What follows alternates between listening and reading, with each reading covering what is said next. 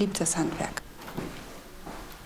Ich liebe es wirklich, mit den Fingern im Dreck zu wühlen oder im Ton zu wühlen und aus einer Flüssigkeit oder aus einer Masse etwas rauszumodellieren. Und dann hast du ein tolles Produkt, das ist genial, wenn es schön wird. Ja. Seitdem es Gartenzwerge gibt, gibt es Menschen, die Gartenzwerge lieben und Menschen, die Gartenzwerge hassen. Wenn man dann natürlich nur die Plastik-Fernost-Schrottwichtel aus dem Baumarkt kennt, kann ich das durchaus verstehen, weil das ist Kitsch pur und ist absolut nicht schön. Aber die wissen gar nicht, wie die echten, wie die ursprünglichen Zwerge aussehen. Das sind dann auch häufig die Kunden, die hier stehen und sagen, Mensch, das ist ja eine Handwerkskunst und das sieht ja richtig schön aus. Und das sind dann auch die, die nachher vielleicht auch mal rausgehen und dann doch mal ein Zwerg kaufen.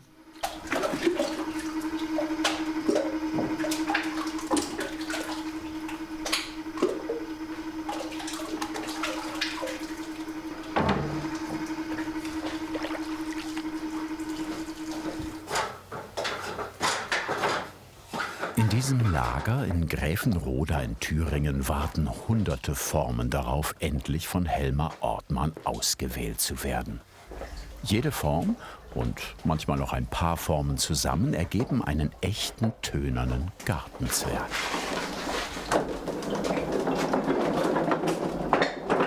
Helmer Ortmann ist Quereinsteigerin und hat den Betrieb, für den es keinen Nachfolger gab, gerettet. So ein mehrteiliger Zwerg gehört zu ihren Lieblingsaufgaben.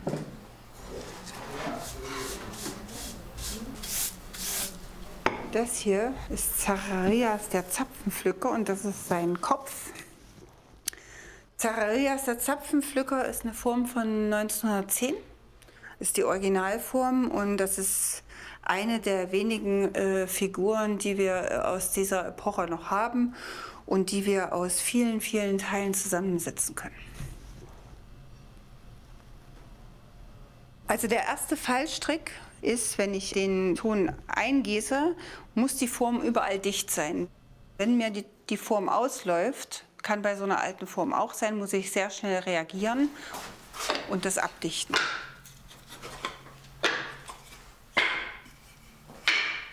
Da schadet es nicht, die Formen schon mal ordentlich zusammenzuspannen.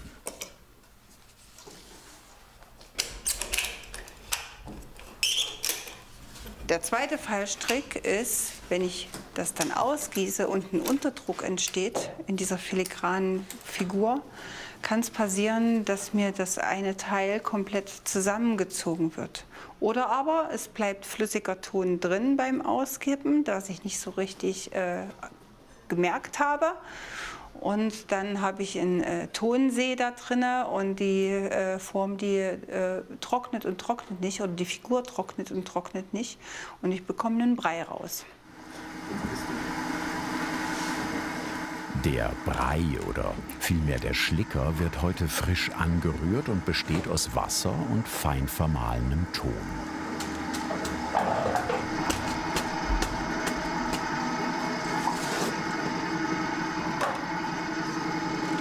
Made in Germany gehört dabei zum guten Ton.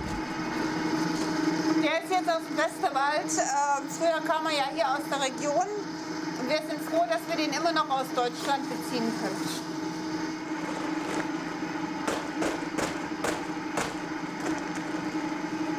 Das genaue Mischverhältnis ist natürlich geheim.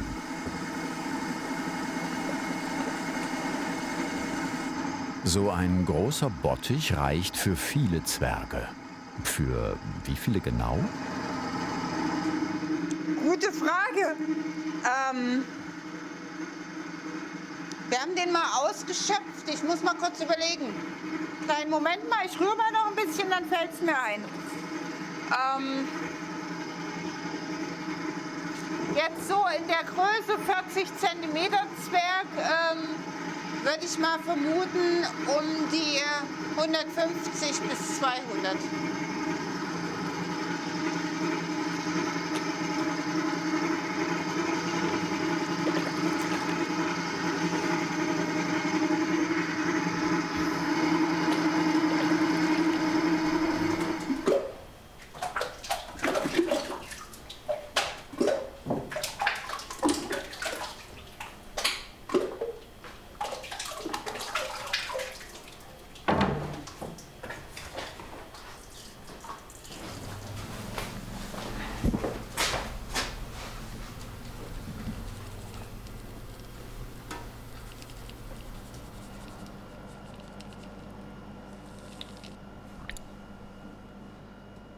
Wenn ich das zwischendurch absetze, dann entstehen wie solche kleinen Ringe an der Figur. Und die müsste ich natürlich dann verwischen. Das ist Mehrarbeit und das sieht nicht schön aus.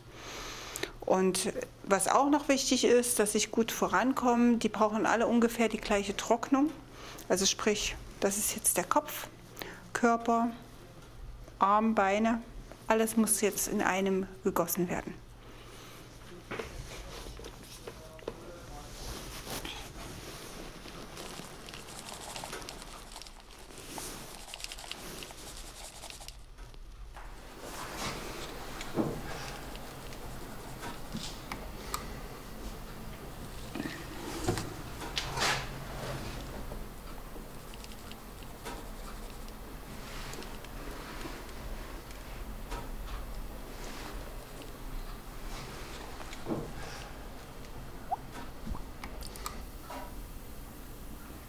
Jetzt braucht es etwas Geduld, so rund 10 Minuten.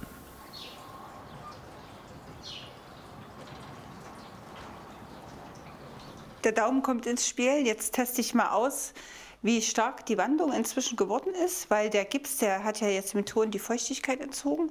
Und wenn das jetzt stark genug ist, dann kann ich den verbliebenen flüssigen Ton aus der Form wieder auskippen. So, probieren wir mal. Wenn ich sofort an der Wandung bin, dann ist noch nicht genügend Ton durch den Gips getrocknet worden. Das ist der Point. Und jetzt würde ich es auskippen.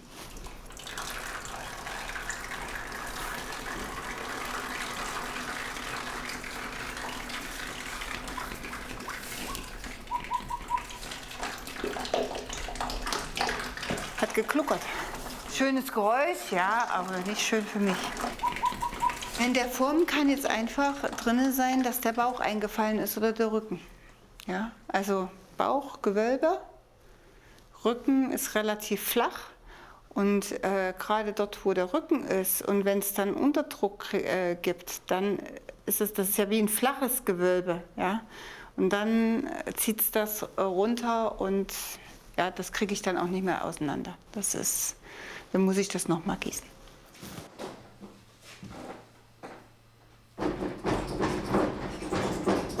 Gelungen oder nicht, wird sich noch zeigen. Der restliche Schlicker muss in jedem Fall rasch raus, sonst werden die Teile zu massiv. Das Praktische an diesem Werkstoff, man kann das zu viel in ein wieder genug verwandeln. Der überschüssige Ton wird aufgefangen und ist bereit für den nächsten Zwerg.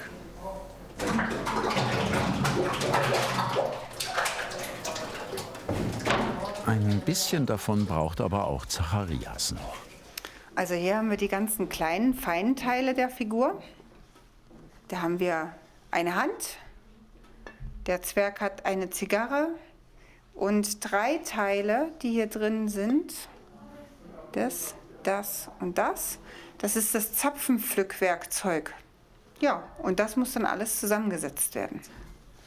Und hier bei der ist es jetzt so, dass ich nachher die Tonmasse anders einbringen muss. Nicht durchs Eingießen, sondern von Hand.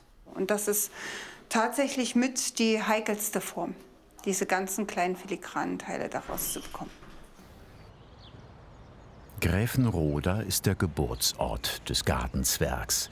Die ersten entstanden hier um 1890. Im Betrieb von Helmer Ortmann, der letzten verbliebenen Gartenzwergmanufaktur der Welt, wird sich am nächsten Tag zeigen, ob das Gluckern vom Vortag tatsächlich ein schlechtes Zeichen war.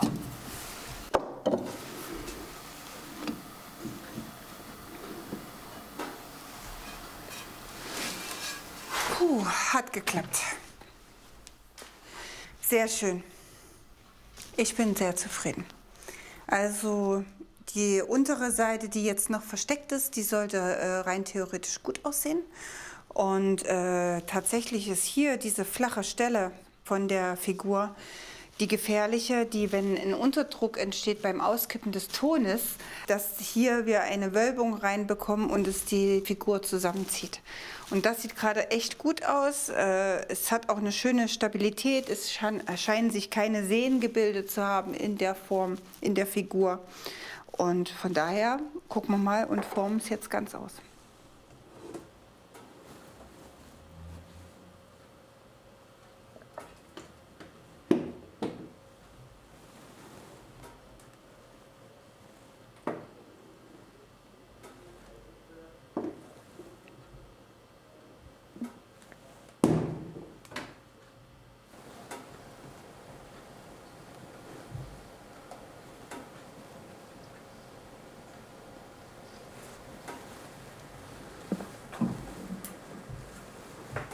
In dem Moment, wo ich diese alten Figuren entdeckt habe, da war ich hin und weg.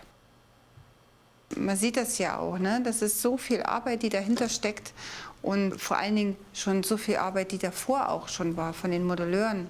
Und das ist einfach fantastisch.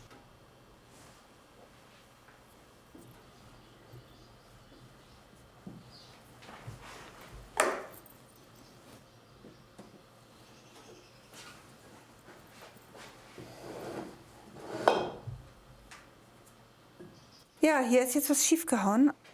Hier ist genau das passiert, was ich erzählt habe. Und zwar ist hier durch den Unterdruck hat sich den Ton reingezogen.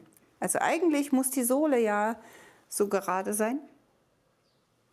Und jetzt habe ich von oben gesehen einen ordentlichen Fuß, von unten gesehen, naja, und da ist hier auch schon so ein kleiner Riss entstanden.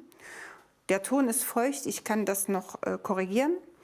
Aber es ist halt ein bisschen mehr Arbeit und die Leute möchten gerne eine ordentliche Figur, also muss ich das nachher ein bisschen nacharbeiten.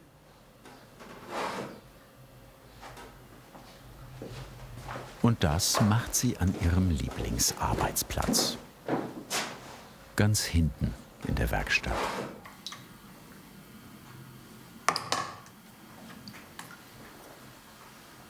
Mit Wasser, sanftem Druck und Bewegung versucht die gelernte Ergotherapeutin, den Fuß wieder in Form zu bringen.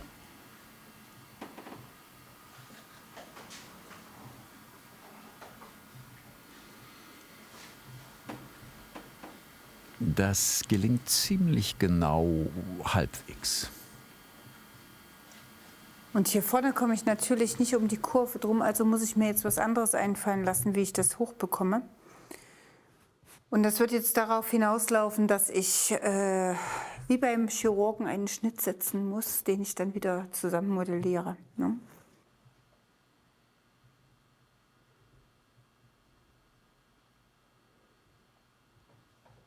Das hat sich wirklich ziemlich dolle nach innen reingezogen und es ist ziemlich tricky, das wieder rauszubekommen. Und gehört jetzt auch ein bisschen Glück dazu. Mal gucken, sieht aber ganz gut aus.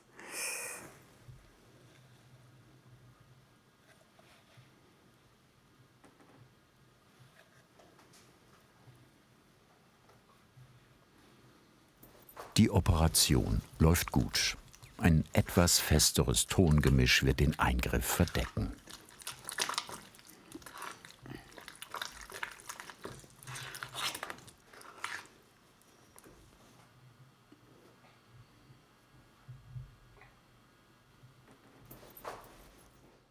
Da das ja ein Werkstoff ist, verbindet der sich wieder einwandfrei.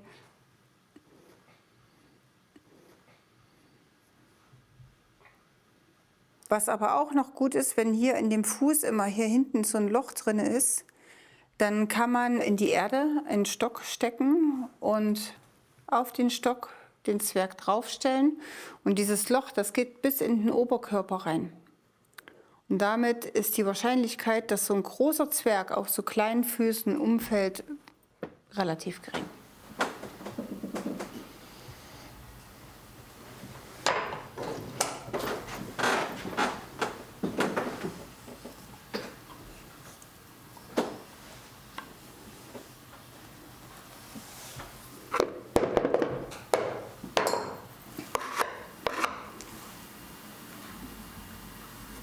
Auch die Gießnähte kommen unters Messer.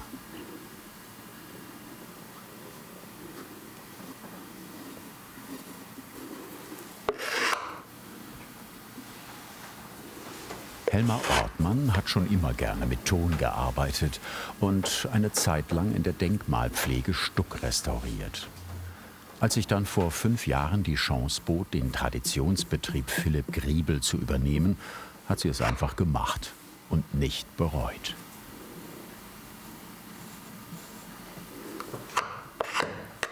Hier merke ich einfach, wie viel Liebe die in diese Figuren reingesteckt haben und was Qualität bedeutet hat.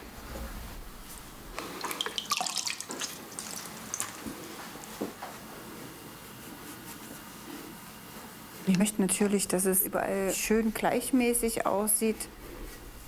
Und für den Maler ist es auch ganz, ganz wichtig, wenn er dann die ganzen feinen Malstriche macht. Also sprich, hier habe ich einen Träger von einer Kiepe. Ja? Hier habe ich einen Ärmel, der in einer Falte angesetzt ist.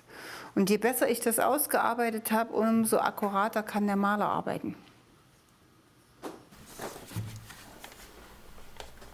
Damit sie gut bearbeitet und zusammengefügt werden können, müssen die Einzelteile geschmeidig sein und werden deshalb mit Wasser besprüht. Und Wasser tut auch der Form mit den kleinen Teilen gut.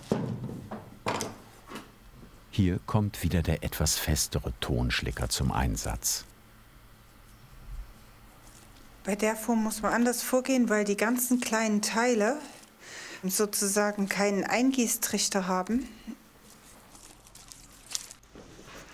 Ich muss das jetzt relativ zügig machen, weil der Gips, der zieht schon wieder die Feuchtigkeit. Deswegen hatte ich vorher auch schon ein bisschen Wasser noch mal drauf gesprüht, weil mir der Ton sonst zu schnell wegtrocknet.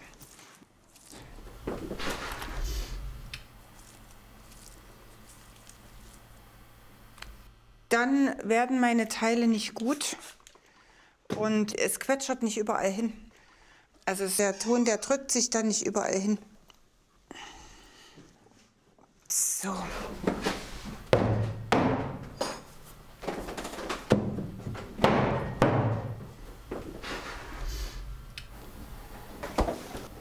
Das braucht jetzt wieder eine gute Viertelstunde.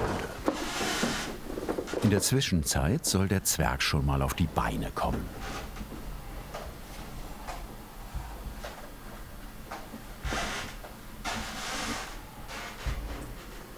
Also wenn ich jetzt Mist mache, und hier sieht man vielleicht auch so diese Naht, ja, diese Hosennaht, das muss ich, diese ganzen kleinen Details, die muss ich jetzt ganz genau, millimetergenau treffen.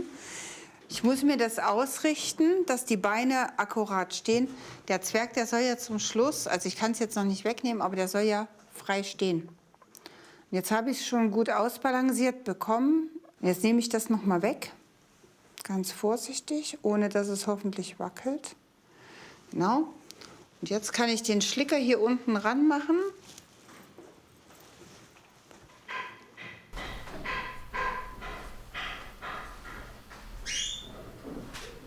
Wenn ich so eine Figur zusammensetze, dann bin ich absolut im Fokus.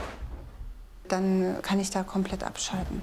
Dann kommen die ganzen anderen Bereiche, die man halt als Chefin leider auch machen muss.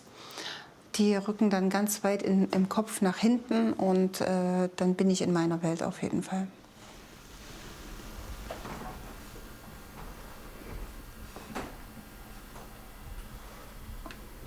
Und jetzt muss ich gucken, dass ich wieder genauso ordentlich drauf komme wie vorhin.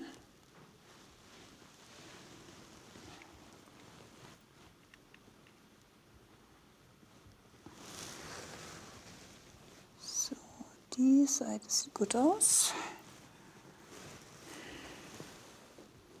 Darf halt auch kein Versatz am Bein sein, ne? Hier habe ich noch einen leichten Versatz drin, das gefällt mir noch gar nicht. Da kann ich noch mal nachjustieren.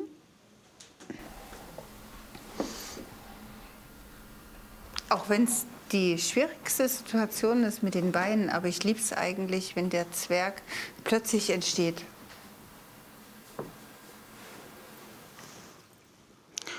Also ich denke, es könnte ganz gut aussehen.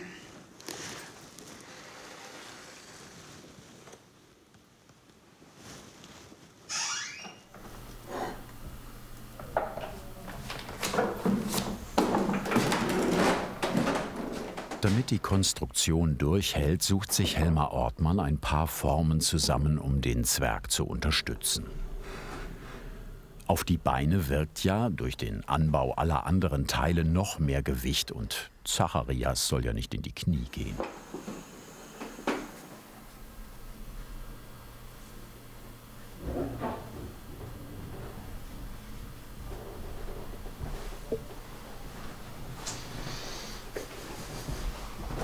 Die Kontaktflächen werden angeritzt. Das vergrößert die Oberfläche und sorgt für eine bessere Verbindung.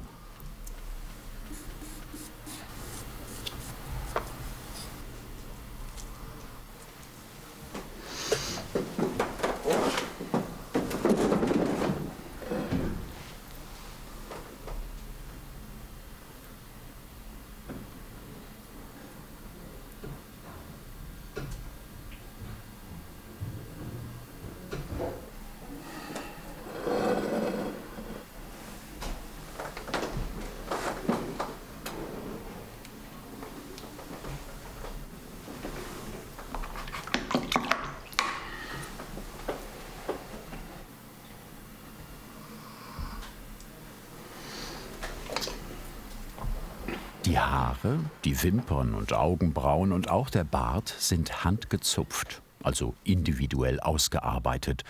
So wird der Zwerg zum Einzelstück.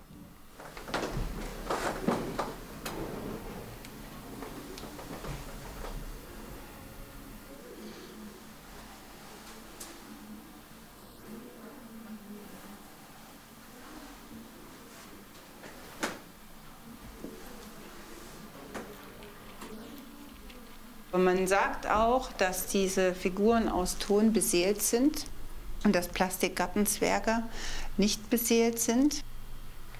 Bei uns wird geknetscht oder gegossen und mit der Hand ausgeformt und von Hand bemalt alles, ne? Und sie hat ja auch früher als Wächter des Gartens schon so ein bisschen auch eine Rolle gespielt. Und so wie der guckt, hat er schon ganz schön viel Seele.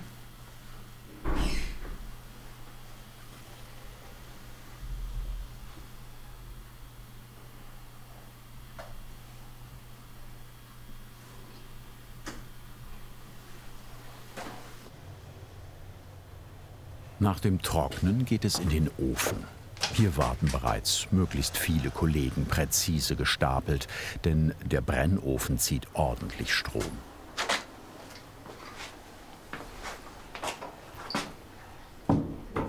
Langsames Aufheizen, hohe Temperatur, langsames Abkühlen lautet die Formel.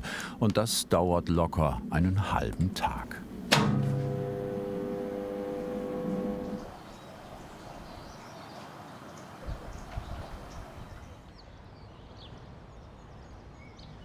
Hat der Zwerg dann wieder Zimmertemperatur und auch das braucht wieder Stunden, geht es in die Malwerkstatt. Hier stehen jede Menge Farben und noch mehr Modelle als Bemalvorlage.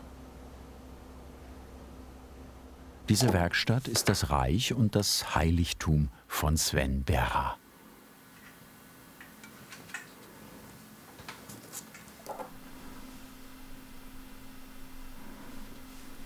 Es ist eine Faszination, die von dieser Figur ausgeht. Bei mir ist es ja geradezu fanatische Vergötterung dieser Figur. Also ich kann ja auch nicht mal festmachen, ich habe über 3800 Gartenzwerge, welches mein Lieblingsmodell ist. Es gibt so viele Modelle und so viele Hersteller, die es gab. Und da hat jeder seinen Charme und auch jede Zeitepoche hat ihren Charme. Für mich ist es natürlich ganz fantastisch, Teil der Geschichte zu sein und auch an der Rettung dieser Formen beteiligt zu sein. Also es gab ja eine unheimliche Fülle von Gartenzwergmodellen. Anhand von Katalogmaterial lassen sich im Raum Thüringen ja mehr als 10.000 Modelle nachweisen. Und da ist das hier natürlich nur so die Spitze des Eisberges, was wir hier versammelt haben. Aber man muss wirklich froh sein für jedes Modell, was gerettet wurde vor dem Wegwerfen.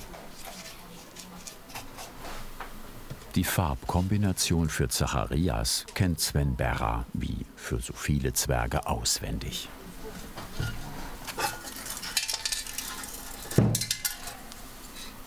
Er nutzt handgemischte und je nach Bedarf verdünnte Acrylfarben.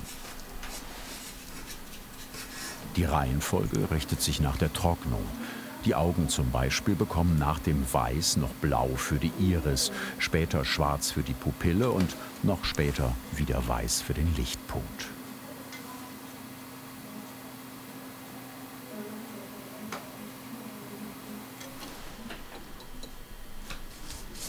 Jetzt streiche ich die Jacke auf. Das heißt, ich nehme etwas dünn Farbe an den Pinsel und streiche das hier auch aus, dass ich wenig Farbe habe. Und gehe nochmal über die Jacke drüber, damit sämtliche Strukturen da besser erfasst werden und es in den Falten eben dunkler ist als oben. Und dadurch bekommt das Oberteil dann so ein lederartiges Aussehen, weil dann eben die Farben so ein bisschen changieren in verschiedenen Brauntönen.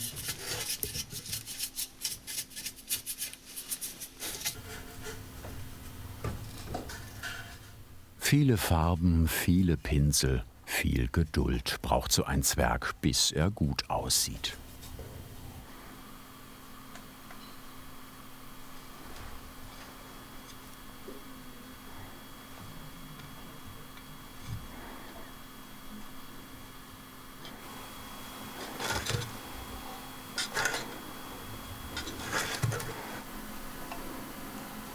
Und jetzt zeigt sich auch, wie gut und genau Helmer Ortmann zuvor an diesem Zwerg gearbeitet hat.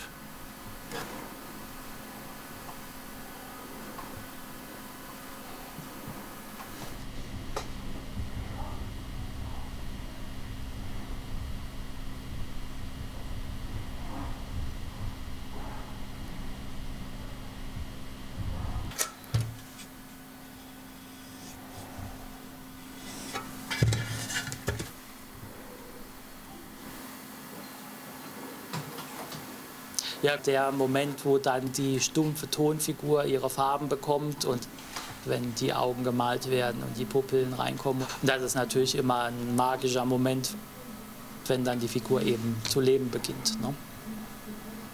Fertig bemalt. Sieht aus wie neu, aber das will hier keiner. Was genau in der Sprühflasche schwimmt, ist wieder ein Geheimnis. Aber es sorgt für plötzliches Altern.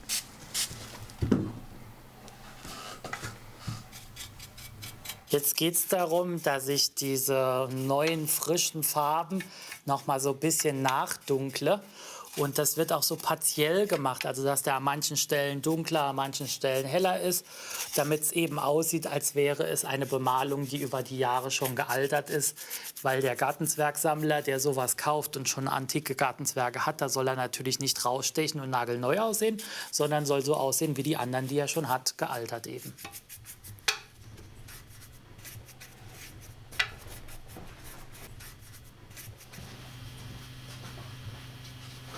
Aber immer noch nur fast fertig.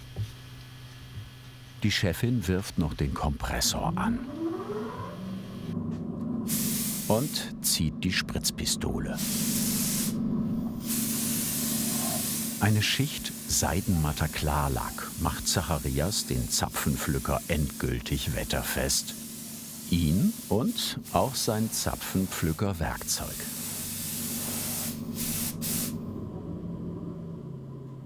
Ich glaube ganz fest an das Produkt, ich glaube ganz fest an das Kunsthandwerk und ich glaube auch, dass diese Figur eine sehr spezielle Figur ist. Die packt einen in irgendeiner Form halt. Ist halt, ja, ist halt der Zwerg.